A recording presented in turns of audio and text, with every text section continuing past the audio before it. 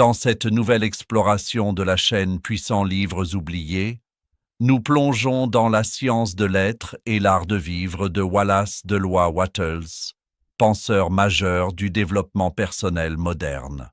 À travers une approche claire et structurée, l'auteur révèle les lois invisibles qui gouvernent la pensée, l'abondance et la création consciente de sa vie.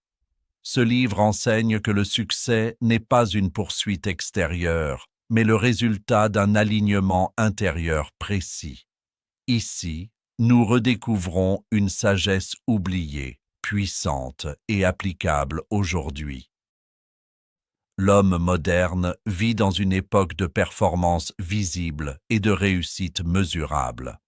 Il accumule des diplômes, développe des compétences, construit des entreprises, acquiert des biens et poursuit des objectifs ambitieux. Pourtant, malgré cette activité intense et ses succès apparents, un sentiment diffus de vide persiste souvent au fond de lui. Il atteint des sommets extérieurs, mais demeure intérieurement insatisfait. Cette contradiction n'est pas accidentelle. Elle révèle une fracture profonde entre ce qu'il possède et ce qu'il est devenu. L'homme a appris à conquérir le monde, mais il a oublié de se conquérir lui-même. Au cœur de ce déséquilibre se trouve une confusion subtile mais décisive, celle entre la possession et la puissance d'être. Posséder donne l'illusion de sécurité, de valeur et d'importance. Être, en revanche, exige une construction intérieure silencieuse, une discipline de pensée et une cohérence morale. La société valorise ce qui se voit, richesse, statut, influence. Mais elle parle rarement de la solidité invisible du caractère, de la clarté mentale, de l'alignement intérieur. Ainsi, beaucoup courent après l'accumulation sans jamais développer la fondation intérieure capable de soutenir ce qu'ils obtiennent. Ils cherchent à avoir davantage sans apprendre à devenir davantage.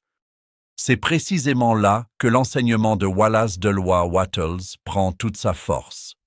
Il affirme qu'il existe des lois précises, constantes et intelligibles qui gouvernent la vie humaine, tout comme il existe des lois physiques qui gouvernent la matière. Selon lui, le succès, l'abondance et l'épanouissement ne relèvent ni du hasard ni d'un privilège réservé à quelques-uns. Ils sont le résultat d'un fonctionnement intérieur conforme à ces lois. Il ne s'agit pas d'un discours mystique ou vague, mais d'une approche méthodique. Penser d'une certaine manière, agir d'une certaine manière et maintenir un état d'esprit précis produisent des effets déterminés. La différence essentielle se situe entre vivre par réaction et vivre par création. Vivre par réaction consiste à répondre continuellement aux circonstances, aux pressions extérieures, aux opinions et aux peurs ambiantes. L'individu devient alors le produit de son environnement. Vivre par création, en revanche, signifie devenir la cause première de sa trajectoire. Cela implique de choisir consciemment ses pensées, d'orienter son énergie et de refuser d'être dominé par l'apparence des situations. L'homme cesse d'être une conséquence et devient une origine.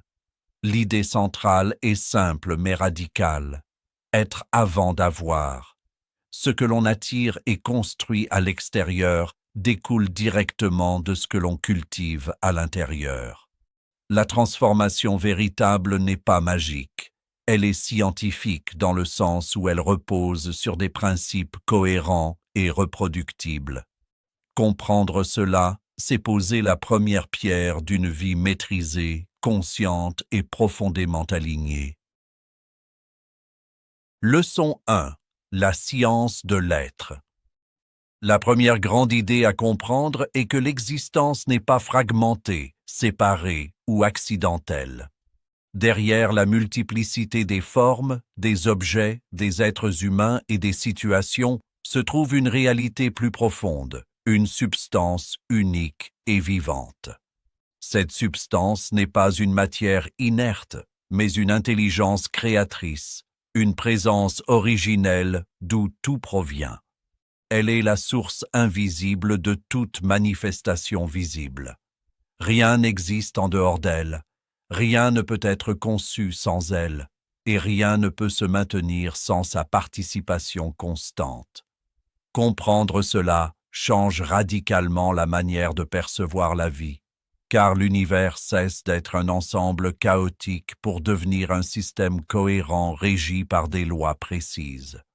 Cette intelligence créatrice ne fonctionne pas par caprice, elle opère selon des principes constants. Tout comme les lois physiques régissent la gravité ou le mouvement, il existe des lois qui gouvernent la création des conditions de vie. L'être humain n'est pas séparé de cette substance, il en est une expression consciente. Il n'est pas une entité isolée luttant contre un monde hostile, mais un centre actif au sein d'un champ infini de possibilités. Cela signifie que la création ne lui est pas extérieure. Elle passe par lui. L'homme devient alors un point focal où la substance prend forme à travers la pensée, l'intention et l'action. Si tout provient d'une même source, l'idée de manque absolu devient incohérente.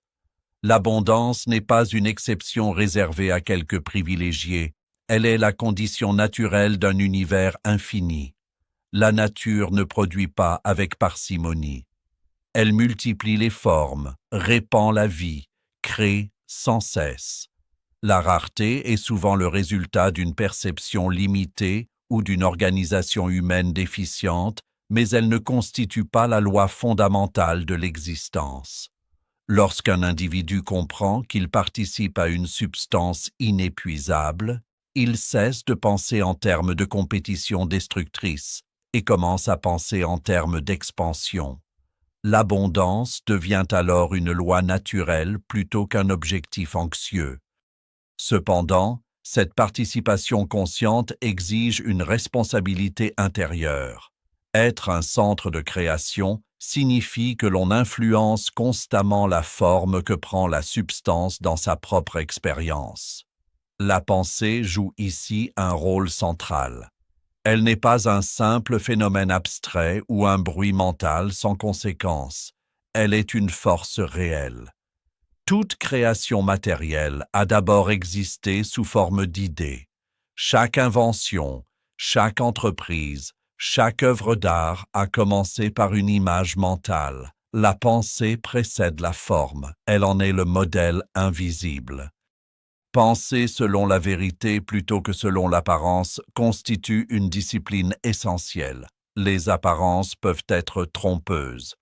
Elles reflètent souvent des résultats passés, des conditions déjà formées par des pensées antérieures. Si l'on se contente de réagir à ce que l'on voit, on perpétue le même cycle. Penser selon la vérité signifie reconnaître que la substance est abondante, que l'intelligence créatrice est présente et que de nouvelles formes peuvent émerger. Cela demande de ne pas se laisser hypnotiser par les circonstances actuelles. Il ne s'agit pas de nier les faits, mais de refuser de les considérer comme définitifs. L'image mentale claire et définie devient alors un outil fondamental. Une pensée vague produit des résultats vagues. Une intention floue engendre des mouvements dispersés. Lorsque l'esprit forme une image précise de ce qu'il veut manifester, il donne à la substance une direction. Cette clarté n'est pas une rêverie passive, elle est une construction consciente. Elle demande de définir ce que l'on veut devenir, ce que l'on veut créer, et pourquoi cela a du sens. Plus l'image est nette, plus elle agit comme un plan intérieur capable d'orienter les actions extérieures.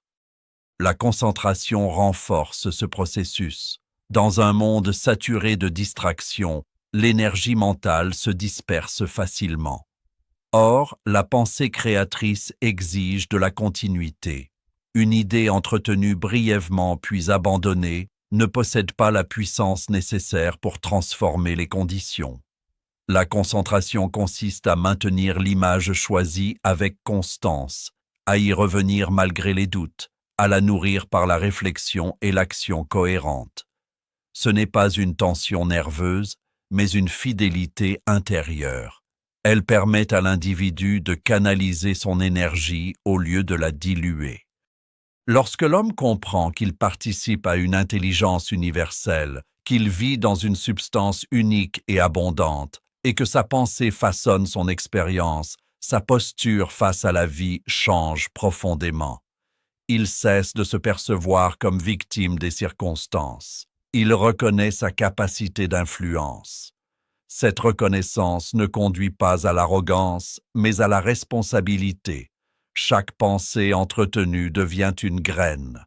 Chaque image répétée devient un plan en gestation. Chaque conviction profonde devient une force organisatrice.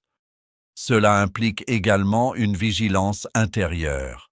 Les pensées dominantes façonnent progressivement le caractère et les habitudes. Si l'on nourrit la peur cherche à se confirmer. Si l'on entretient la confiance et la vision constructive, celle-ci oriente les choix et les comportements. La pensée créatrice ne fonctionne pas seulement au niveau des grands projets, elle agit dans les attitudes quotidiennes, dans la manière de parler, de travailler et de traiter les autres. Elle devient une dynamique continue plutôt qu'un exercice occasionnel. La science de l'être enseigne donc que la transformation extérieure découle d'une transformation intérieure méthodique. Il ne s'agit pas d'attendre une intervention extérieure, ni de dépendre d'un hasard favorable. Il s'agit d'aligner la pensée sur la vérité d'une substance abondante et intelligente, de former des images claires et de les soutenir par une concentration persistante. À mesure que cette discipline s'installe, l'individu développe une stabilité nouvelle. Il comprend que son pouvoir principal ne réside pas dans le contrôle des événements, mais dans la maîtrise de son état intérieur. Cette maîtrise ne supprime pas les défis, mais elle modifie la manière de les aborder. Au lieu de réagir avec agitation, l'homme conscient revient à son image directrice. Il ajuste ses actions en fonction de sa vision plutôt qu'en fonction de ses peurs. Il agit d'une certaine manière, fidèle à la loi de création, convaincu que la substance répond à la pensée organisée. Progressivement, les conditions commencent à refléter cette organisation intérieure. Ainsi, la compréhension de la substance unique, de l'intelligence créatrice et de la pensée comme force réelle ouvre un horizon nouveau. La vie n'est plus perçue comme une lutte contre un environnement hostile, mais comme une coopération avec une puissance universelle. L'abondance cesse d'être une aspiration lointaine pour devenir une possibilité naturelle. L'homme, en tant que centre conscient, apprend à orienter son esprit avec précision. Il découvre que le véritable point de départ du changement ne se trouve ni dans les circonstances ni dans les ressources extérieures, mais dans la qualité et la direction de sa pensée. Leçon 2. La foi scientifique. La foi, dans son sens le plus profond, n'est pas une croyance fragile, suspendue à l'espoir ou à l'émotion. Elle est une certitude intérieure, construite sur la compréhension des lois invisibles qui gouvernent la création. Elle ne dépend pas des circonstances visibles, ni des résultats immédiats. Elle repose sur la conviction que l'univers fonctionne selon des principes constants et que ces principes répondent avec exactitude à la pensée organisée. La foi scientifique ne demande pas de fermer les yeux sur la réalité, elle demande de voir au-delà des apparences immédiates et de reconnaître la cohérence sous-jacente de la vie.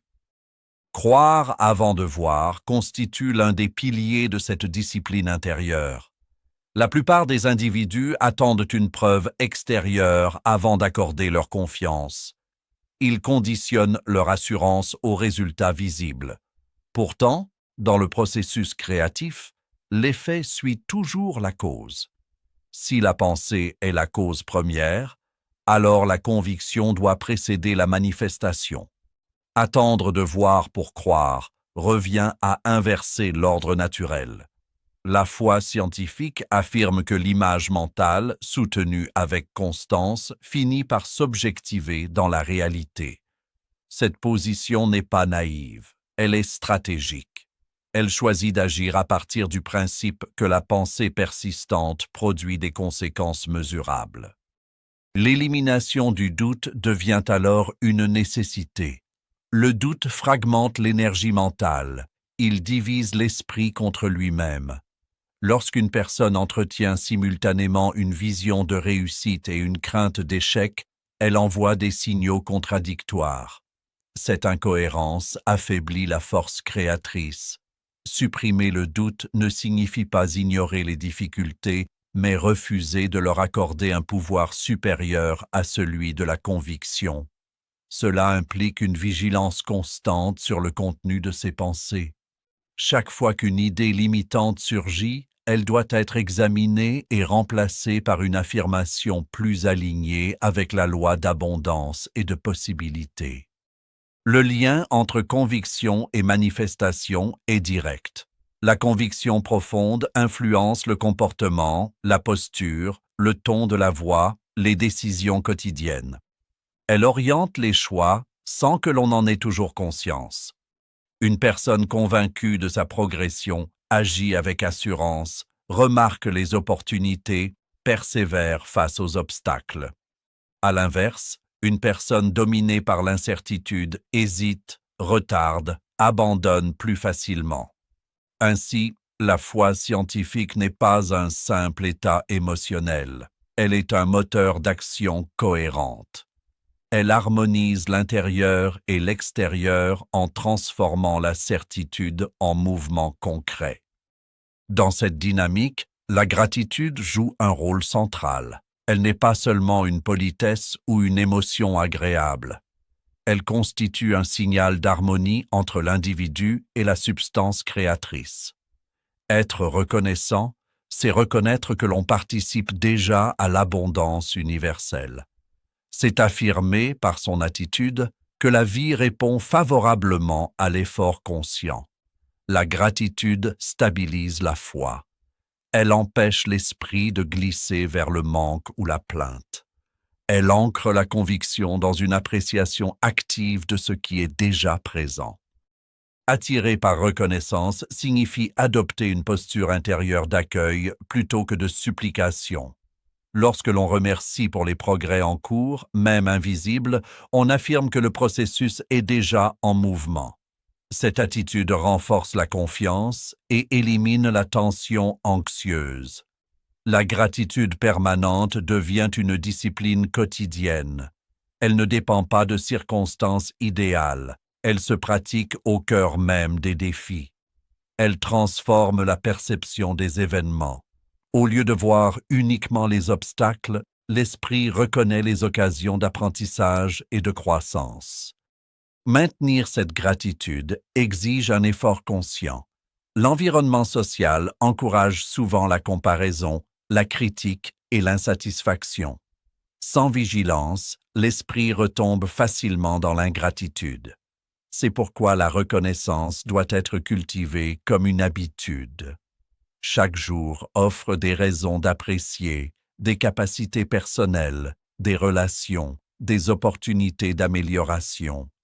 En les identifiant volontairement, l'individu renforce son alignement avec la loi d'abondance. La gratitude constante devient alors une preuve tangible de la foi scientifique en action. L'indépendance mentale complète cette construction intérieure. Refuser la pensée collective limitante représente un acte de courage. La société diffuse en permanence des opinions, des statistiques, des jugements et des prévisions. Beaucoup d'entre eux reposent sur la peur ou la résignation. Se laisser gouverner par ces discours revient à déléguer son pouvoir créateur. L'indépendance mentale consiste à filtrer l'information, à choisir consciemment ce que l'on accepte comme vrai pour soi. Cela ne signifie pas ignorer le monde, mais interpréter les faits à la lumière des lois créatrices, plutôt qu'à travers le prisme du fatalisme. Ne pas se laisser gouverner par l'opinion exige une stabilité intérieure. Les critiques, les doutes des autres et les pressions sociales peuvent ébranler la conviction naissante. Pourtant, la foi scientifique demande une fidélité à sa vision personnelle. Cette fidélité ne doit pas devenir rigidité, mais cohérence. Elle permet de persévérer lorsque les résultats tardent à apparaître. Elle protège l'image mentale contre les influences extérieures contradictoires. L'autonomie intérieure devient alors un pilier essentiel de la création consciente. Cette autonomie ne signifie pas isolement, elle signifie responsabilité. L'individu accepte que ses pensées principales façonnent son expérience. Il cesse de blâmer les circonstances ou l'environnement pour chaque difficulté. Il reconnaît que sa posture intérieure joue un rôle déterminant. Cette prise de responsabilité renforce la foi, car elle place la source du changement à l'intérieur plutôt qu'à l'extérieur. Elle libère de la dépendance excessive aux validations externes. À mesure que la foi scientifique, la gratitude constante et l'indépendance mentale s'unissent, un nouvel équilibre se forme. La pensée devient plus stable, moins influencée par les fluctuations émotionnelles. Les objectifs sont poursuivis avec persévérance. Les revers sont interprétés comme temporaires et instructifs. La conviction soutenue agit comme une force organisatrice qui attire les ressources, les idées et les collaborations nécessaires. Comprendre les lois invisibles qui gouvernent la création personnelle transforme la perception de la vie. On cesse de croire que les événements sont purement arbitraires. On perçoit une interaction continue entre la pensée dominante et les conditions extérieures. Cette compréhension ne supprime pas les défis, mais elle offre une méthode pour les traverser. Elle donne un cadre rationnel à l'optimisme. Elle permet d'expliquer pourquoi certaines personnes, malgré des débuts modestes, construisent progressivement des trajectoires remarquables. Elles maintiennent une foi active, alignée avec les principes créateurs. La discipline de la conviction, soutenue par la gratitude et protégée par l'indépendance mentale, constitue une architecture intérieure solide. Elle prépare l'esprit à agir avec clarté et détermination. Elle transforme l'attente passive en anticipation confiante. Elle remplace la réaction impulsive par la réponse réfléchie.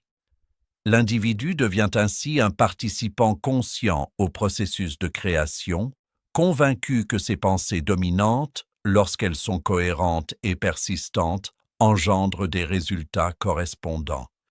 La foi scientifique n'est donc ni un refuge émotionnel, ni une illusion consolatrice. Elle est une posture active face à la vie. Elle s'appuie sur la compréhension que la pensée influence la forme, que la reconnaissance renforce l'alignement et que l'autonomie protège la vision.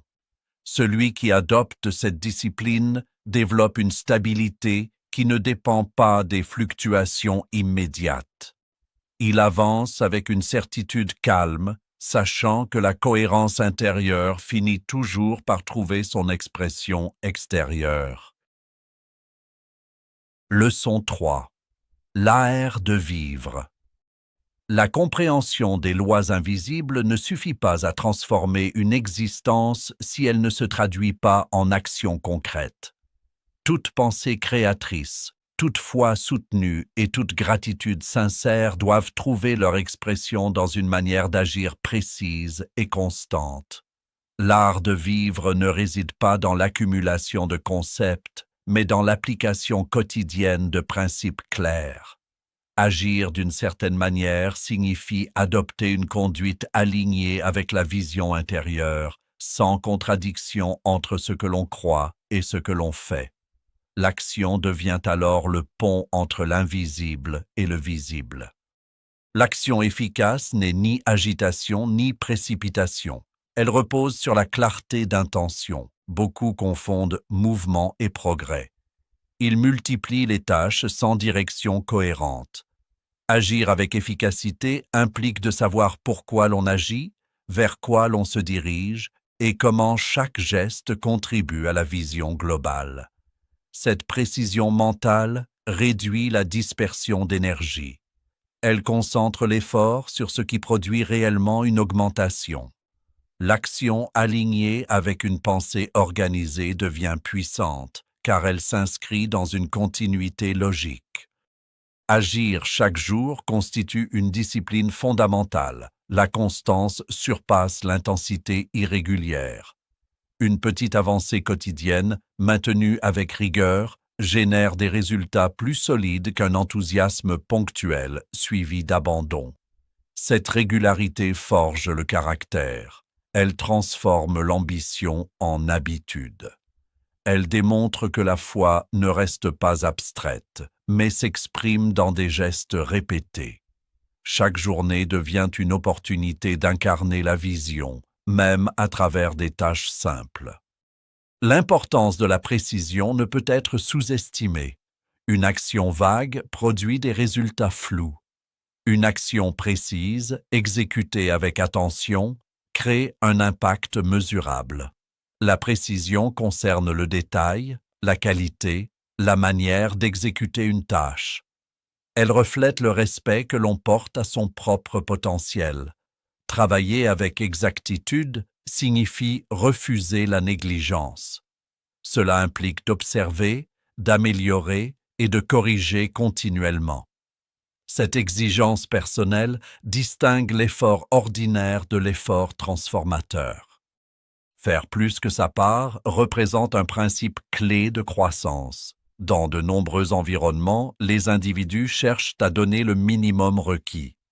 Ils accomplissent uniquement ce qui est demandé, sans initiative supplémentaire. Pourtant, la loi de l'augmentation répond à l'excédent d'efforts. Donner davantage que ce qui est attendu crée une dynamique d'expansion. Cela ne signifie pas se surcharger au point de s'épuiser, mais adopter une mentalité d'excellence. Lorsque l'on dépasse volontairement les standards, on développe des compétences supérieures et on attire naturellement davantage de responsabilités et d'opportunités. Donner plus que ce qui est attendu transforme la perception que les autres ont de nous, mais surtout la perception que nous avons de nous-mêmes. Chaque effort supplémentaire renforce la confiance intérieure. Il confirme que l'on choisit la progression plutôt que la stagnation. Cette attitude crée une réputation de fiabilité et d'engagement. Dans le temps, cette réputation devient un capital invisible qui ouvre des portes. La loi de l'augmentation repose sur une logique simple. Ce qui grandit est ce qui reçoit une énergie constante et constructive. Lorsque l'on crée de la valeur réelle pour autrui, on participe à un cycle d'expansion. La valeur authentique ne se limite pas à un produit ou à un service. Elle inclut la qualité de présence, la clarté de communication et l'intégrité dans l'exécution. Créer de la valeur signifie améliorer la situation d'une autre personne, même légèrement. Cette amélioration, répétée à grande échelle, génère une croissance durable. L'art de vivre implique également une gestion consciente du temps. Chaque journée offre un nombre limité d'heures. Les disperser dans des activités sans impact réduit la capacité de progression. Organiser son emploi du temps selon ses priorités essentielles constitue un acte stratégique. Cela demande parfois de renoncer à des distractions immédiates pour préserver une vision à long terme. La discipline temporelle reflète le respect que l'on accorde à ses objectifs. Agir d'une certaine manière inclut la maîtrise des émotions dans l'action. Il est facile de travailler avec enthousiasme lorsque tout se déroule favorablement. Il est plus difficile de maintenir la qualité lorsque surgissent la fatigue, la critique ou l'imprévu. Pourtant, La constance émotionnelle renforce l'efficacité. Apprendre à stabiliser son humeur permet de produire un travail de qualité indépendamment des circonstances. Cette maturité intérieure distingue l'amateur du professionnel accompli. L'engagement envers l'amélioration continue nourrit la loi de l'augmentation. Chaque compétence peut être affinée. Chaque processus peut être optimisé. Refuser la complaisance signifie chercher régulièrement des moyens d'élever son niveau. Cette recherche active d'excellence crée une dynamique ascendante. Elle transforme les erreurs en occasions d'apprentissage. Elle maintient l'esprit ouvert et flexible. La relation entre action et identité est profonde. En répétant des comportements cohérents avec sa vision, on façonne progressivement son caractère. L'individu devient ce qu'il pratique. Si l'on agit avec précision, générosité et constance, ces qualités s'enracinent. Elles cessent d'être des efforts ponctuels pour devenir des traits permanents. L'art de vivre consiste à modeler son identité par des choix répétés. Créer de la valeur réelle exige également une compréhension des besoins d'autrui. Observer attentivement son environnement permet d'identifier des problèmes non résolus ou des aspirations inexprimées. Répondre à ces besoins avec sincérité renforce l'utilité de son action. La croissance personnelle se connecte alors à la contribution collective. Cette interaction harmonieuse génère un sentiment de sens et d'accomplissement. La persévérance complète ce tableau. Les résultats significatifs demandent du temps. Les premières tentatives peuvent sembler modestes. Pourtant, la loi de l'augmentation agit progressivement. Chaque action cohérente accumule un effet. La patience protège l'effort contre le découragement prématuré. Elle rappelle que l'évolution véritable suit un rythme naturel. Agir d'une certaine manière implique aussi l'honnêteté intellectuelle. Reconnaître ses limites permet de chercher des connaissances supplémentaires. Demander conseil ou formation n'est pas un signe de faiblesse, mais d'intelligence stratégique. Cette humilité constructive accélère la progression. Elle évite de répéter les mêmes erreurs. L'art de vivre inclut enfin la capacité à équilibrer ambition et bien-être. Travailler avec intensité ne signifie pas négliger la santé ou les relations.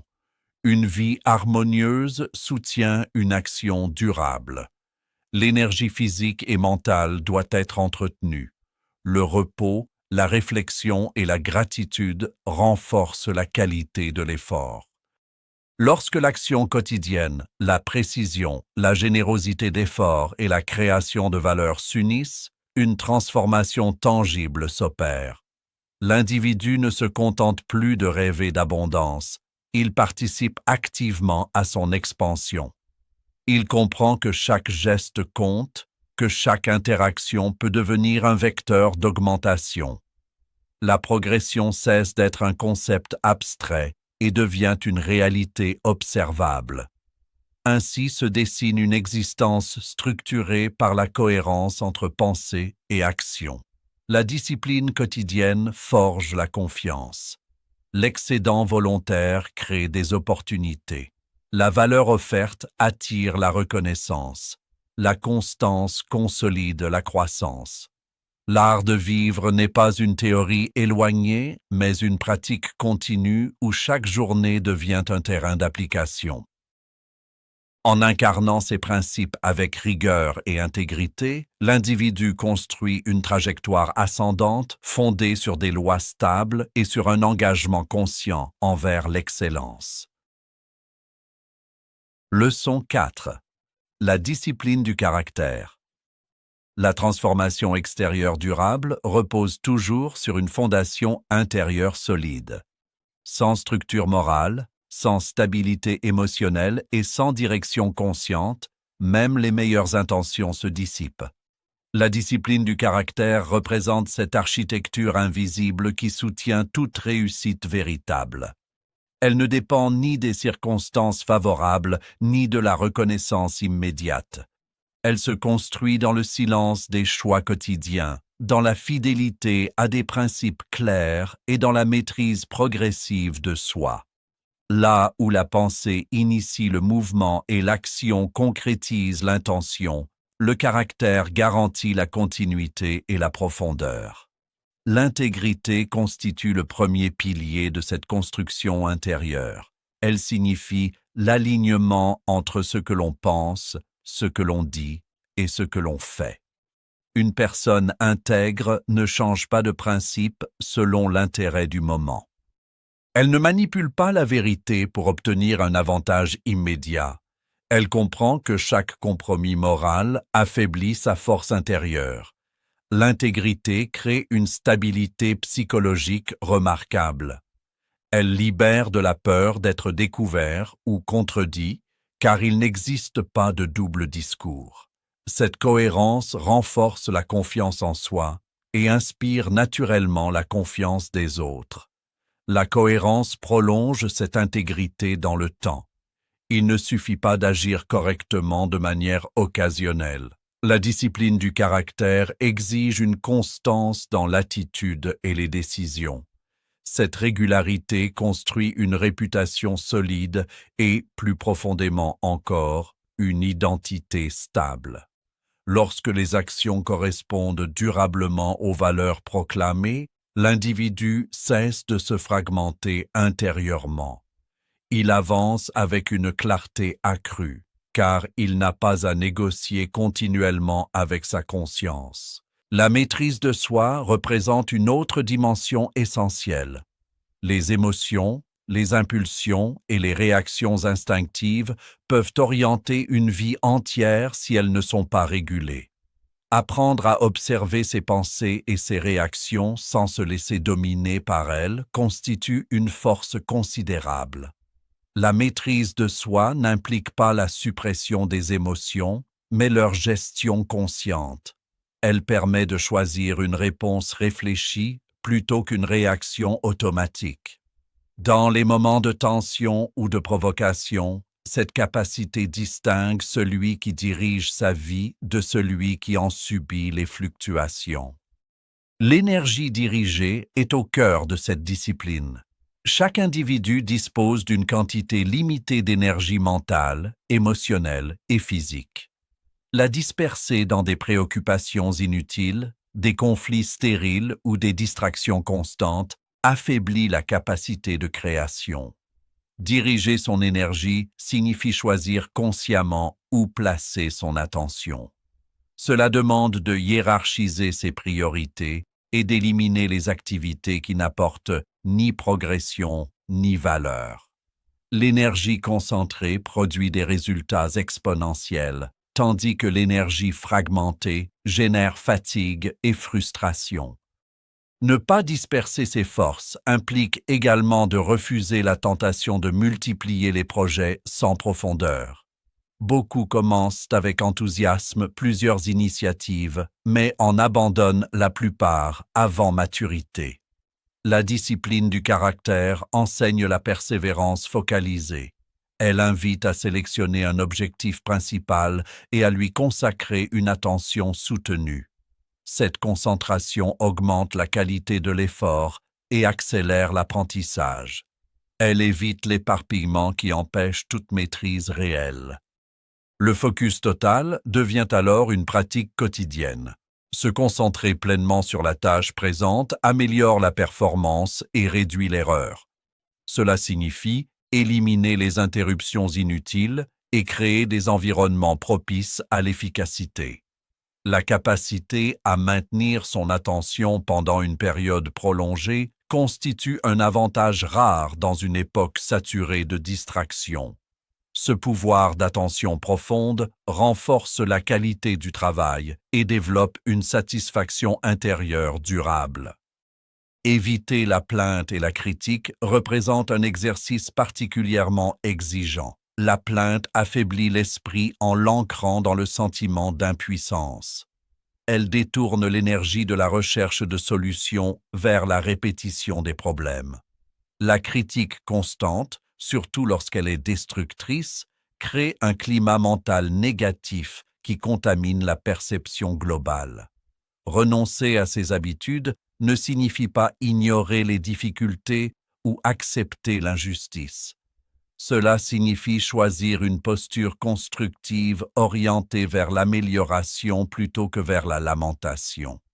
La discipline du caractère encourage à transformer chaque défi en occasion de croissance. Au lieu de se concentrer sur ce qui manque, l'esprit entraîné cherche ce qui peut être appris. Cette attitude proactive renforce la résilience. Elle permet de traverser les périodes complexes sans perdre sa stabilité intérieure. La constance face à l'adversité consolide la confiance en ses propres ressources. L'auto-observation joue un rôle central dans ce processus. Prendre régulièrement le temps d'examiner ses comportements, ses décisions et ses réactions permet d'identifier les incohérences. Cette introspection honnête favorise l'ajustement progressif. Elle empêche l'orgueil de masquer les faiblesses. La croissance authentique commence par la reconnaissance lucide de ses marges d'amélioration. La discipline du caractère se manifeste également dans la gestion de la parole. Les mots possèdent une influence directe sur l'état d'esprit et sur les relations. Parler avec mesure, vérité et bienveillance renforce l'harmonie. Éviter les paroles impulsives ou blessantes préserve l'énergie relationnelle. Cette retenue consciente démontre une maturité intérieure avancée. La patience complète cette structure. Les transformations profondes demandent du temps. La maîtrise de soi et la cohérence ne s'installent pas instantanément. Elles résultent d'efforts répétés. Accepter ce rythme naturel évite le découragement. La patience soutient la discipline en rappelant que chaque progrès, même discret, contribue à une évolution cumulative. L'exemple personnel renforce l'impact du caractère. Les actions cohérentes influencent davantage que les discours. Lorsqu'une personne incarne ses principes, elle inspire naturellement son entourage. Cette influence positive dépasse les mots et crée un effet multiplicateur. Le caractère devient ainsi une source de leadership silencieux. La stabilité émotionnelle favorise aussi une meilleure prise de décision. Lorsque l'esprit est calme et centré, il évalue les situations avec plus de lucidité. Les choix deviennent moins impulsifs et plus stratégiques. Cette clarté réduit les erreurs coûteuses et augmente l'efficacité globale. La discipline du caractère inclut enfin la capacité à rester fidèle à ses engagements. Honorer ses promesses, même lorsque cela devient inconfortable, renforce la crédibilité personnelle. Chaque engagement respecté solidifie l'image que l'on a de soi. Cette fiabilité nourrit une confiance intérieure durable. En unissant intégrité, cohérence, maîtrise de soi, énergie dirigée et refus de la plainte, une force intérieure remarquable se développe. Cette force ne dépend pas des applaudissements ni des validations externes. Elle repose sur la satisfaction d'avoir agi conformément à ses valeurs. Elle offre une paix stable, indépendante des fluctuations extérieures. La discipline du caractère transforme l'existence en un chemin structuré par la conscience et la responsabilité. Elle protège la vision contre les influences négatives. Elle canalise l'énergie vers des objectifs constructifs. Elle permet de maintenir le cap malgré les tempêtes émotionnelles ou sociales. Celui qui cultive cette discipline construit une base inébranlable pour toute réussite future. Ainsi, le développement intérieur devient le socle de l'expansion extérieure. La maîtrise progressive de soi, la concentration dirigée et la cohérence morale créent un équilibre puissant. La vie cesse d'être une succession de réactions dispersées et devient une trajectoire intentionnelle. La discipline du caractère n'est pas une contrainte oppressive, mais une libération. Elle libère de l'instabilité, de la dispersion et de la négativité. Elle ouvre la voie à une existence structurée, efficace et profondément alignée. Leçon 5. Le travail comme expression d'être. Le travail occupe une place centrale dans la vie humaine. Il structure les journées, façonne les compétences, influence les relations et détermine en grande partie la perception que l'on a de soi-même. Pourtant, il est souvent vécu comme une contrainte nécessaire plutôt que comme une opportunité d'expression. Lorsque le travail est perçu uniquement comme un moyen de survie ou d'accumulation matérielle, il perd sa dimension créatrice. Il devient mécanique, répétitif, parfois vide de sens. Reconsidérer le travail comme une expression d'être transforme profondément l'expérience quotidienne. Il ne s'agit plus simplement d'exécuter des tâches, mais d'incarner une identité consciente à travers chaque action. Travailler comme un créateur implique d'abandonner la posture passive. Le créateur ne subit pas son environnement, il agit sur lui. Il ne se contente pas de reproduire des gestes, il cherche à améliorer, à organiser, à optimiser. Même dans les fonctions les plus simples, il existe toujours un espace d'initiative. La créativité ne dépend pas du prestige d'un poste, mais de l'état d'esprit adopté. Une personne peut transformer un travail ordinaire en œuvre d'excellence par l'attention, la précision et l'intention qu'elle y investit. Ce changement de perspective redonne de la dignité à chaque activité. Voir chaque tâche comme un acte de pouvoir modifie la relation au quotidien. Chaque action devient une affirmation de capacité. Répondre à un message avec clarté, organiser un espace avec méthode, servir un client avec sincérité, apprendre une nouvelle compétence avec discipline. Tous ces gestes traduisent une puissance intérieure en mouvement. Le pouvoir véritable ne réside pas dans la domination d'autrui, mais dans la maîtrise de ses propres facultés.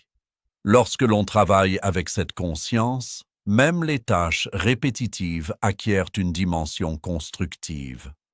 Le quotidien offre un terrain d'entraînement constant. Il ne faut pas attendre des circonstances exceptionnelles pour progresser. Chaque journée contient des occasions d'amélioration. Transformer le quotidien en croissance signifie utiliser les situations ordinaires comme levier de développement. Une difficulté devient une opportunité d'affiner la patience. Une critique devient une occasion d'examiner et d'améliorer son travail. Une erreur devient une source d'apprentissage. Cette approche dynamique empêche la stagnation. Le travail conscient développe également la concentration. Se consacrer pleinement à une tâche renforce la qualité d'exécution et réduit la dispersion mentale. Cette immersion attentive favorise un sentiment d'accomplissement. Elle crée une harmonie entre l'esprit et l'action. À mesure que cette pratique devient habituelle, la performance globale s'élève naturellement. La progression cesse d'être accidentelle et devient intentionnelle. Travailler comme expression d'être implique aussi la responsabilité. Il ne s'agit plus de faire le minimum requis, mais d'offrir le meilleur de ses capacités actuelles. Cette exigence personnelle stimule l'évolution. Elle pousse à acquérir de nouvelles compétences, à approfondir ses connaissances et à rechercher des méthodes plus efficaces. L'engagement envers l'excellence transforme le travail en école permanente. La relation entre identité et activité professionnelle est étroite. Lorsque l'on considère son travail comme une extension de soi, on développe un sentiment de cohérence intérieure. Les valeurs personnelles se reflètent dans la manière d'agir. L'honnêteté se traduit par la transparence. La rigueur se manifeste dans la précision. La bienveillance apparaît dans les interactions. Ainsi, Le travail devient un miroir du caractère. Cette perspective réduit également le ressentiment.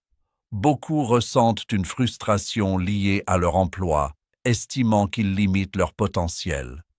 Pourtant, même dans des conditions imparfaites, il est possible d'adopter une posture créatrice.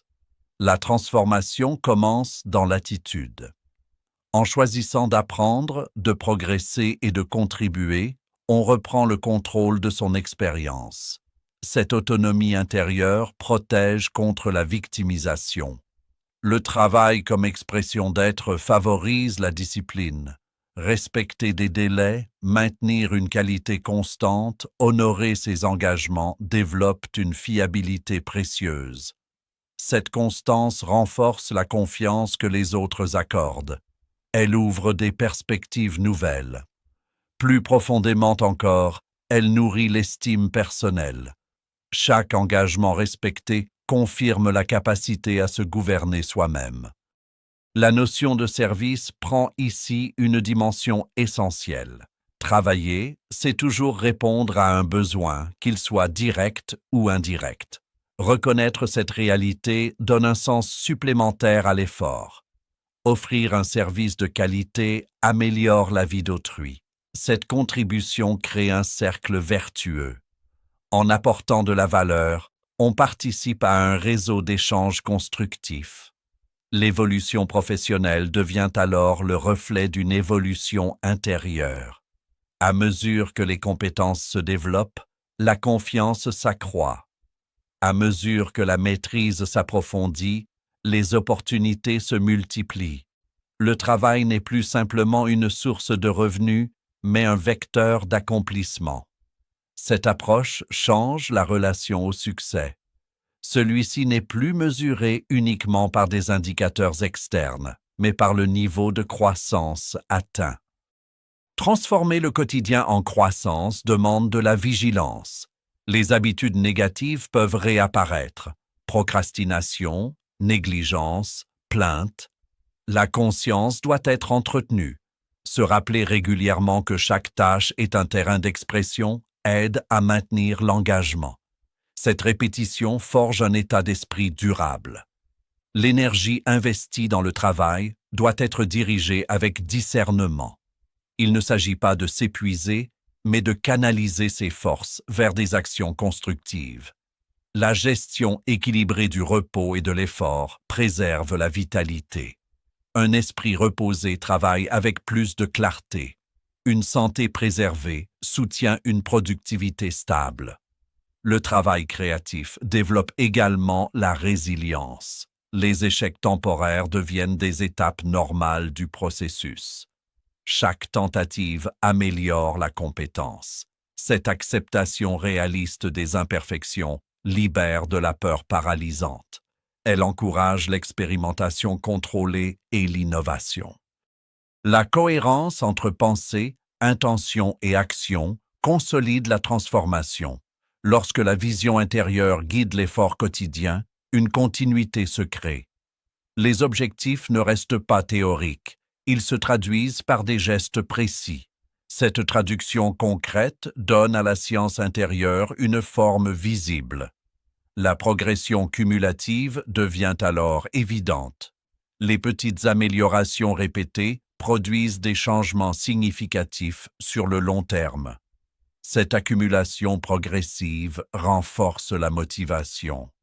Elle prouve que l'effort conscient porte ses fruits. Le travail comme expression d'être redéfinit la notion de réussite. Elle ne dépend plus uniquement de promotion ou de reconnaissance publique. Elle se mesure à la qualité de présence, à l'intégrité de l'action et à la croissance personnelle continue. Cette redéfinition apporte une stabilité émotionnelle durable. Ainsi, traduire la science intérieure en pratique concrète signifie incarner quotidiennement les principes appris. La pensée créatrice, la foi soutenue, la discipline du caractère trouvent leur champ d'application dans l'activité professionnelle. Le travail devient le laboratoire où s'expérimente la transformation. Chaque tâche accomplie avec conscience renforce l'alignement intérieur. En adoptant cette perspective, l'existence professionnelle cesse d'être fragmentée. Elle s'intègre dans une vision globale de développement. L'individu comprend que sa manière de travailler façonne son identité autant que ses résultats. L'effort devient expression, l'action devient affirmation, le quotidien devient croissance. Le travail, vécu comme expression d'être, libère une puissance silencieuse. Il unit intention, compétence et contribution. Il transforme les heures ordinaires en occasions extraordinaires d'évolution. Il établit une continuité entre le monde intérieur et la réalité extérieure. Dans cette unité, la vie prend une dimension plus profonde, plus consciente et plus féconde. Leçon 6. Vivre dans l'abondance sans cupidité. L'abondance est souvent mal comprise. Pour certains, elle évoque immédiatement l'accumulation matérielle, la possession visible, la supériorité sociale. Pourtant, l'abondance véritable dépasse largement ces représentations limitées. Elle correspond à un état d'expansion intérieure qui se manifeste extérieurement de manière harmonieuse. Vivre dans l'abondance sans cupidité signifie apprendre à grandir sans être dominé par le désir excessif, prospérer sans développer la peur de perdre, réussir sans nourrir l'obsession de surpasser ou d'écraser autrui. Cette posture demande maturité, conscience et équilibre. L'abondance comme expansion renvoie d'abord à une croissance globale de l'être. Il ne s'agit pas seulement d'augmenter ses ressources financières, mais d'élargir ses compétences, sa compréhension, sa capacité d'aimer, sa contribution. L'expansion authentique inclut le développement intellectuel, émotionnel et spirituel. Lorsqu'une personne grandit intérieurement, son environnement reflète progressivement cette richesse. Les opportunités se multiplient, les relations s'améliorent, la créativité s'intensifie. Cette expansion ne dépend pas d'un hasard favorable, mais d'une vision constructive de la vie. Ne pas vivre dans la peur du manque constitue une étape essentielle. La peur du manque crée une tension constante. Elle pousse à accumuler sans fin, à se méfier des autres, à protéger excessivement ce que l'on possède. Cette mentalité limite la circulation naturelle des ressources et affaiblit la sérénité intérieure. À l'inverse, la confiance dans l'abondance repose sur la conviction que la création est continue. Cela ne signifie pas ignorer la prudence ou la gestion responsable, mais agir sans anxiété paralysante. La sécurité véritable vient de la capacité à produire, à apprendre et à s'adapter, non de la simple accumulation. Grandir sans écraser implique une compréhension élevée du succès. Dans une perspective immature, réussir signifie dominer. Dans une perspective plus consciente, réussir signifie se réaliser pleinement tout en respectant la dignité des autres. L'expansion personnelle n'exige pas la contraction d'autrui. Au contraire, plus une personne élève son niveau de compétence et d'intégrité, plus elle peut inspirer et soutenir les autres dans leur propre croissance. Cette dynamique crée un environnement de prospérité partagée. Le succès sans rivalité repose sur une vision non conflictuelle du progrès. La rivalité excessive naît d'une comparaison constante et d'une perception limitée des ressources disponibles. Elle alimente jalousie, méfiance et tensions inutiles. Lorsque l'on comprend que la création n'est pas un jeu à somme nulle, la perspective change. Le succès devient un chemin individuel, fondé sur l'expression unique de ses talents. Il ne s'agit plus de battre quelqu'un, mais de devenir la meilleure version de soi-même. La création, plutôt que la compétition, représente un changement fondamental d'attitude. La compétition peut stimuler temporairement, mais elle ne constitue pas une base durable. La création, en revanche, s'appuie sur l'innovation, l'amélioration et la contribution. Elle encourage à développer des solutions nouvelles plutôt qu'à se focaliser sur la comparaison. Créer de la valeur apporte une satisfaction plus profonde que simplement dépasser un rival. Cette approche renforce la stabilité émotionnelle car elle dépend de l'effort personnel plutôt que des performances des autres. La coopération consciente complète cette vision. Coopérer ne signifie pas s'effacer ou renoncer à ses ambitions. Cela signifie reconnaître que les synergies multiplient les résultats. Deux individus alignés sur des objectifs compatibles peuvent produire plus ensemble que séparément. La coopération repose sur la confiance, la communication et le respect mutuel. Elle exige une certaine maturité, car elle suppose de partager des idées et parfois des bénéfices. Cependant, elle génère une croissance plus large et plus durable. Gagner sans priver constitue une expression concrète de cette philosophie. Il est possible de prospérer en créant davantage plutôt qu'en retirant aux autres. Cette logique repose sur l'innovation et l'amélioration continue. Lorsqu'une entreprise développe un produit utile, elle enrichit la vie de ses clients tout en se développant elle-même. Lorsqu'un individu acquiert une compétence rare, il augmente sa valeur sur le marché sans réduire celle d'autrui. Cette dynamique d'enrichissement mutuel démontre que la prospérité peut être inclusive. Vivre dans l'abondance sans cupidité demande également une discipline intérieure. Les désirs humains peuvent devenir excessifs si l'on ne cultive pas la modération.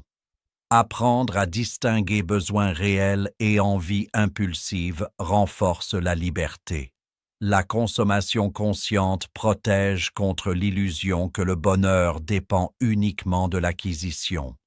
Cette lucidité maintient l'équilibre entre aspiration légitime et attachement excessif. La gratitude joue un rôle stabilisateur dans cette démarche.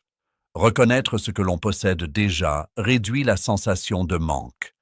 La gratitude n'empêche pas l'ambition, mais elle l'équilibre. Elle rappelle que l'expansion s'appuie sur une base déjà solide. Cette reconnaissance crée un sentiment de richesse intérieure qui ne fluctue pas selon les gains ou les pertes temporaires. L'abondance intérieure influence également la qualité des relations. Une personne qui ne vit pas dans la peur du manque partage plus facilement ses connaissances et ses opportunités. Elle encourage la progression collective. Cette générosité stratégique renforce les liens et crée un réseau de soutien mutuel. La confiance mutuelle devient un capital aussi précieux que les ressources matérielles. La stabilité émotionnelle constitue un autre avantage majeur. Lorsque le succès n'est pas lié à la comparaison constante, l'esprit reste plus serein. Les réussites des autres ne menacent plus l'estime personnelle. Elles deviennent des preuves supplémentaires que la progression est possible. Cette vision élargie transforme l'environnement social en source d'inspiration plutôt qu'en champ de bataille. La gestion responsable des ressources renforce cette abondance équilibrée. Prospérer implique de savoir administrer avec sagesse. Investir intelligemment, planifier à long terme et éviter les dépenses impulsives permettent de consolider les acquis. La prudence financière n'est pas contraire à la confiance dans l'abondance, elle en est la manifestation rationnelle. L'éducation continue soutient également cette expansion. Développer ses compétences accroît l'autonomie. Plus une personne maîtrise de savoir et de capacités, moins elle dépend des circonstances. Cette indépendance renforce la sécurité intérieure. Elle réduit la peur du manque en augmentant la capacité de création. L'humilité protège contre la cupidité. Reconnaître que toute réussite résulte d'un ensemble de facteurs, effort personnel, soutien d'autrui, Conditions favorables empêchent l'arrogance. Cette lucidité maintient l'équilibre moral. Elle rappelle que l'abondance authentique inclut la responsabilité et le respect. La vision à long terme complète cette approche. Chercher des gains rapides peut conduire à des décisions impulsives ou éthiquement douteuses. Construire une prospérité durable exige patience et cohérence. Cette orientation stratégique évite les excès et favorise une croissance stable. L'harmonie entre ambition et bienveillance caractérise finalement cette manière de vivre. Il est possible de viser haut tout en restant respectueux. Il est possible d'accumuler des richesses tout en contribuant au bien commun. Cette synthèse exige maturité et conscience, mais elle offre une satisfaction plus profonde que la simple accumulation. Vivre dans l'abondance sans cupidité transforme la relation au succès. Celui-ci cesse d'être une lutte permanente et devient une expansion naturelle. La peur diminue, la coopération augmente, la créativité s'épanouit. L'individu comprend que la prospérité authentique se mesure autant à la qualité de l'être qu'à la quantité de l'avoir. En adoptant cette posture, la vie professionnelle et personnelle gagne en fluidité. Les conflits liés à la comparaison diminuent. Les collaborations se multiplient. Les opportunités émergent d'un climat de confiance plutôt que de rivalité. Cette atmosphère favorise une croissance collective. Ainsi, l'abondance devient un état intérieur qui rayonne vers l'extérieur. Elle ne repose pas sur la domination, mais sur la création. Elle ne s'alimente pas de la peur, mais de la confiance. Elle ne cherche pas à priver, mais à enrichir. Dans cette dynamique équilibrée, le succès prend une dimension plus noble et plus durable, fondée sur l'expansion harmonieuse de l'être et sur une contribution constructive au monde. Leçon 7. L'influence naturelle. L'influence véritable ne se décrète pas, elle émane. Elle ne se construit pas par la contrainte, mais par la cohérence. Beaucoup cherchent à convaincre, à persuader, à dominer l'opinion ou à imposer leur vision, pensant que l'autorité se mesure au pouvoir exercé sur autrui. Pourtant, l'influence la plus durable et la plus profonde naît d'un rayonnement intérieur. Elle se développe lorsque l'être est aligné, stable, authentique. Elle s'impose sans forcer, parce qu'elle repose sur une force invisible mais perceptible, la cohérence entre pensée, parole et action. Le rayonnement intérieur commence par la clarté personnelle. Une personne confuse, hésitante ou contradictoire transmet une énergie fragmentée. À l'inverse, celui qui a clarifié ses valeurs, ses objectifs et sa vision dégage une présence différente. Cette présence inspire confiance, elle rassure, elle attire naturellement l'attention. Le rayonnement n'est pas une question de volume de voix ou de mise en scène extérieure, mais de stabilité intérieure. Plus l'alignement est fort, plus l'influence devient fluide. Attirer par cohérence signifie vivre selon les principes que l'on affirme. Lorsqu'il n'existe pas de décalage entre le discours et le comportement, un phénomène subtil se produit. Les autres ressentent l'authenticité. Cette authenticité crée un respect spontané. Elle n'a pas besoin d'argumentation excessive. Elle s'impose par l'évidence. Les actions répétées dans le même sens construisent une crédibilité solide.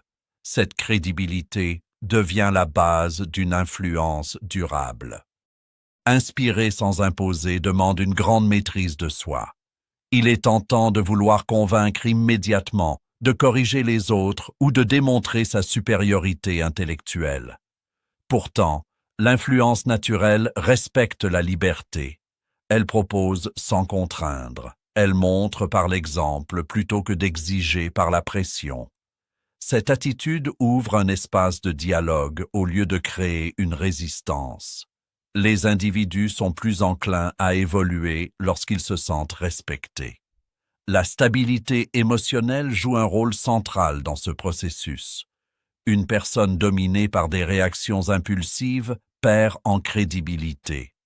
La constance dans le calme, même face à la critique ou au désaccord, renforce l'autorité morale. Cette maîtrise inspire confiance.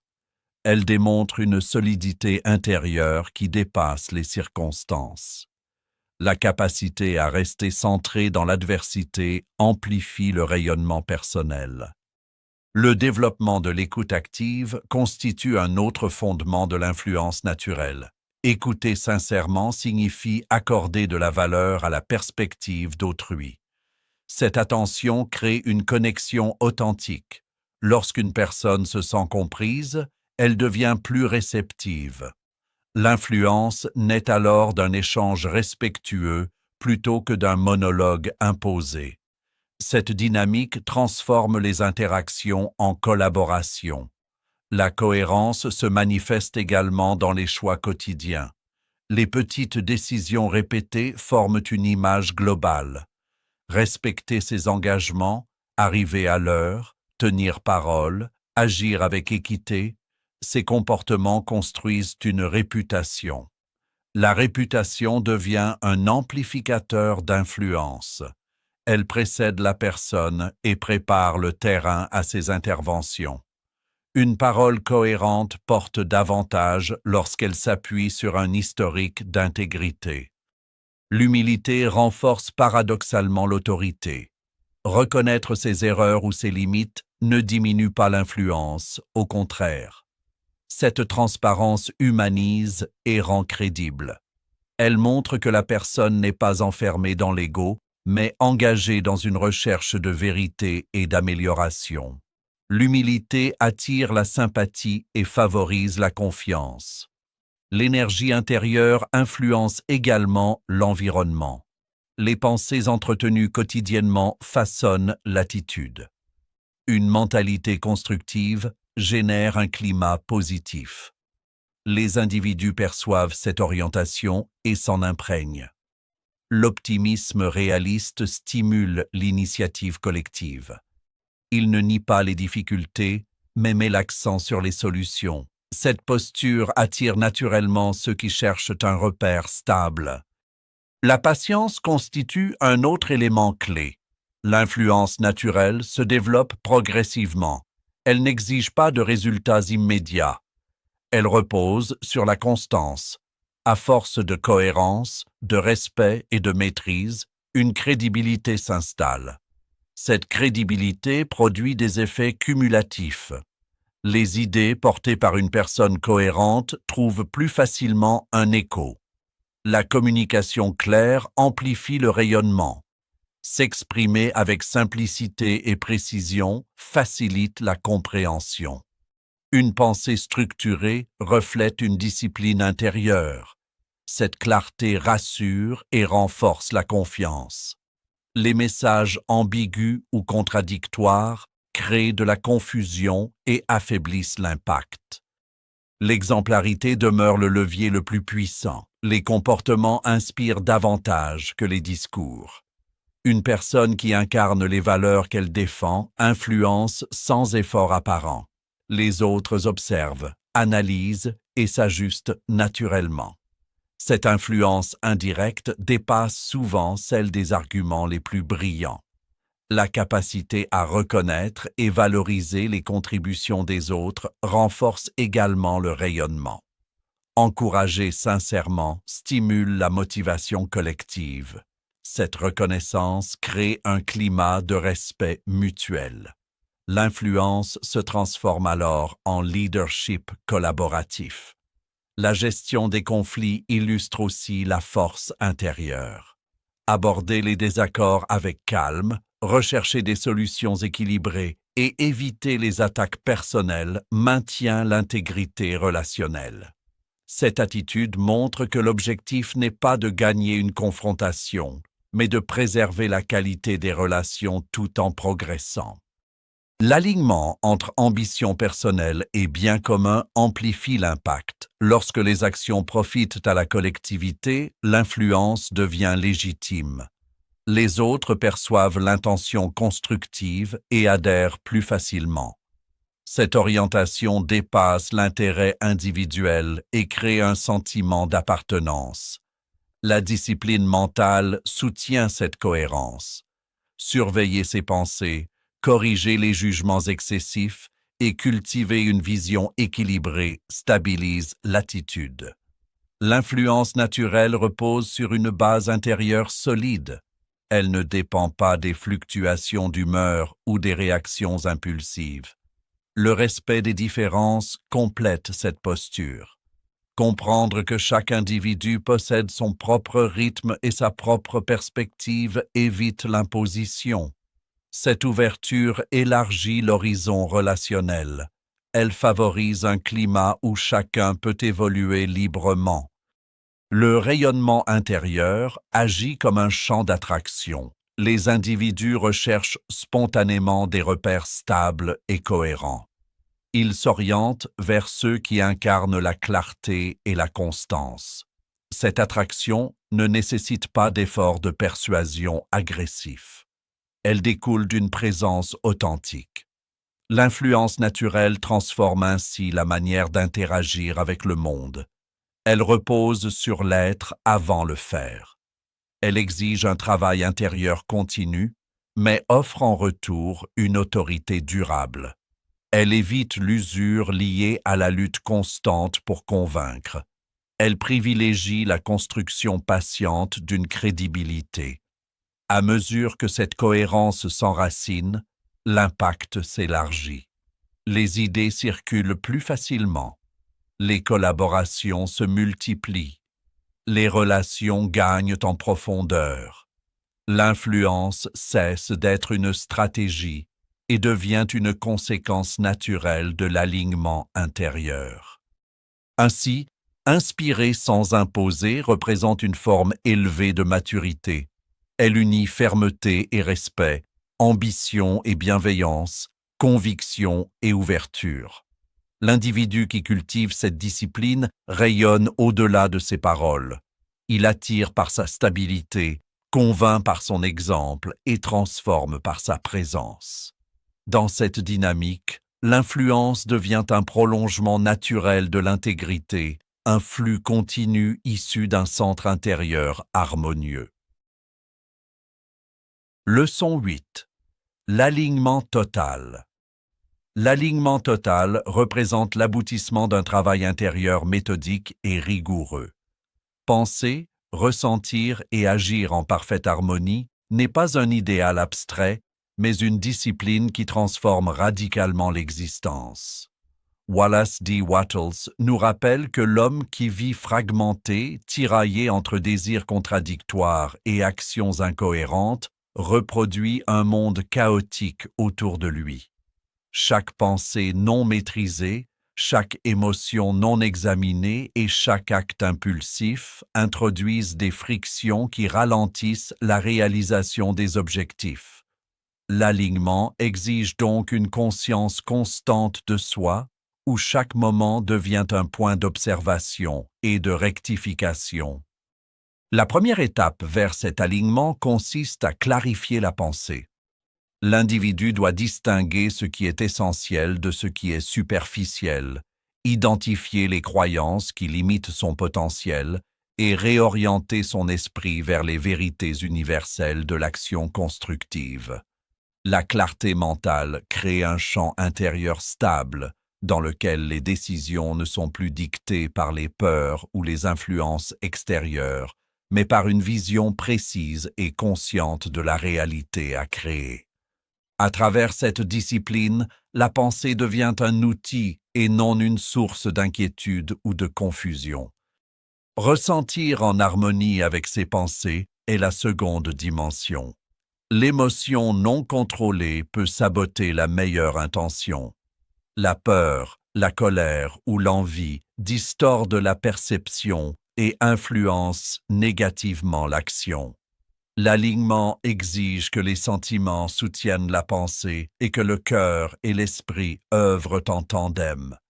Cultiver des émotions positives, sincères et alignées avec les objectifs supérieurs génère un état d'énergie tranquille mais puissant. Ce flux émotionnel soutient la persistance, la résilience et la créativité. Agir en cohérence avec la pensée et le ressenti constitue la troisième dimension. L'action doit refléter l'ordre intérieur pour qu'elle produise l'effet attendu. Une action décousue ou motivée par des émotions éphémères ne peut que créer des résultats médiocres. L'homme créateur, selon Wattles, maîtrise ce lien. Il transforme chaque acte quotidien en un maillon d'une construction plus vaste. Les gestes simples, répétés avec conscience et intention, deviennent une force cumulative qui façonne le monde extérieur. Devenir cause plutôt qu'effet résume l'essence de l'alignement total. L'individu cesse de réagir aux circonstances et commence à orchestrer sa vie selon des principes clairs. Chaque pensée soigneusement entretenue, chaque émotion dirigée et chaque action intentionnelle agissent comme un levier sur la réalité. Cette posture active transforme la dépendance en autonomie, l'incertitude en contrôle et la passivité en création.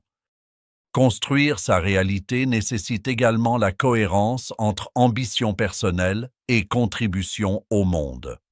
L'alignement total ne se limite pas à la réussite individuelle, il englobe l'impact positif sur l'environnement et les autres. La puissance tranquille de celui qui agit en harmonie attire naturellement coopération et soutien, car les autres perçoivent la stabilité et la clarté. La pratique de l'alignement total demande constance et vigilance.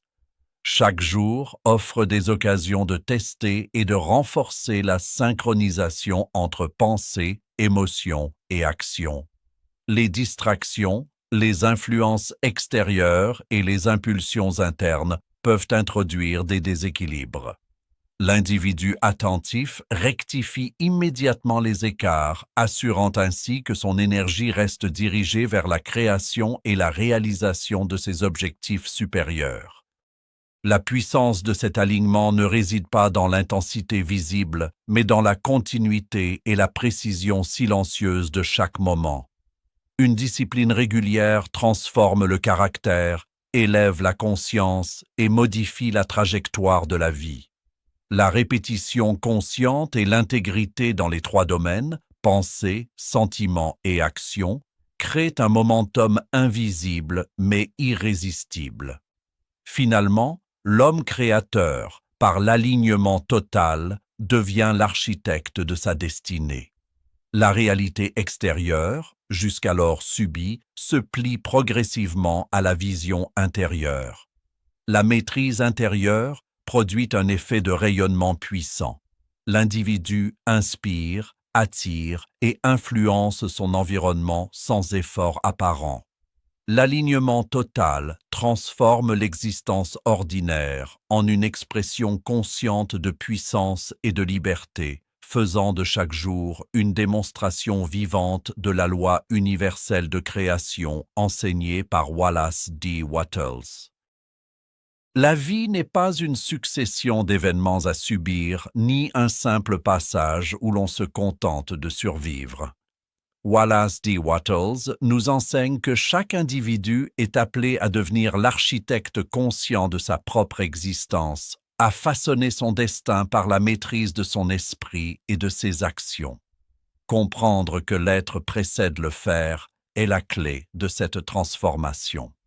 Avant de bâtir quoi que ce soit dans le monde extérieur, il est impératif de cultiver une présence intérieure claire, forte et alignée. Chaque pensée, chaque intention et chaque émotion posée avec conscience est un matériau invisible mais réel qui devient la fondation de toutes les manifestations tangibles. Lorsque l'on saisit que le faire est l'expression de l'être, chaque acte quotidien prend un sens profond. Les gestes ordinaires ne sont plus anodins.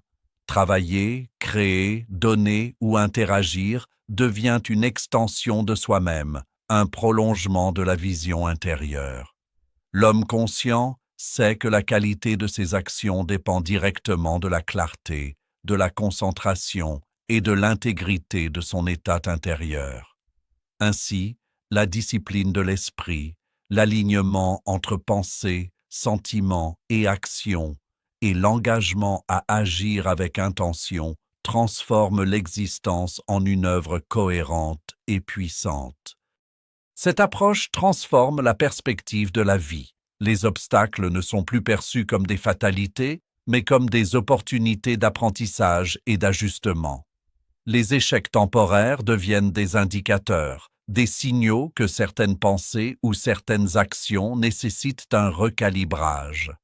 La conscience que l'on est cause et non simple effet responsabilise chaque décision et chaque choix, et permet de créer des résultats durables et significatifs. L'individu cesse de blâmer le hasard, le contexte ou les autres, et comprend que son influence sur sa vie est réelle et directe. Vivre consciemment, c'est également comprendre l'impact de ses actions sur le monde environnant. L'art de créer sa vie ne se limite pas à l'accomplissement personnel. Il implique d'inspirer, d'élever et de contribuer à l'harmonie collective. La puissance intérieure se manifeste naturellement dans les interactions avec autrui et la vie devient un flux d'influences positives et constructives. La richesse véritable, la paix et la réussite durable sont les conséquences naturelles de cette pratique quotidienne. En conclusion, la vie peut être transformée en une œuvre consciente lorsque l'on intègre les principes enseignés par Wattles. Chaque pensée cultivée, chaque émotion dirigée et chaque action intentionnelle devient un instrument de création. Vous n'êtes pas ici simplement pour survivre, pour réagir ou pour vous laisser porter par les circonstances. Vous êtes ici pour créer, pour exprimer votre être dans le monde et pour construire une existence qui reflète pleinement la puissance de votre conscience. La maîtrise de soi et l'alignement intérieur sont les fondations invisibles mais indestructibles de toute réussite authentique et de tout bonheur durable. La vie, ainsi comprise, cesse d'être un hasard et devient une œuvre d'art consciente.